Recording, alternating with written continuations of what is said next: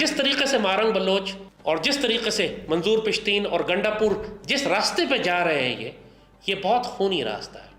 یہ اپنے صوبوں کو سب سے پہلے مروائیں گے، یہ بلوچوں کو مروائے گی، وہ پشتونوں کو مروائیں گے، اور ہاتھ کسی کے کچھ بھی نہیں آئے گا۔ پاکستان کا تو یہ کچھ بھی نہیں بگاڑ سکتے، کیونکہ یہ پاکستان سایہ خدائے ذوالجلال میں ہے، اور اس سے پیار کرنے والے کروڑوں یہاں بیٹھے ہوئے ہیں جو سر دھڑ کی بازی لگائیں گے اس پاکستان کی حفاظت کے لیے اور ان یہودیوں اور ہندوؤں کے دلالوں سے اس کو محفوظ رکھنے کے لیے۔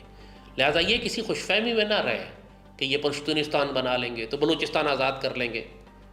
ان کا باپ بھی کچھ نہیں کر سکتا ہے۔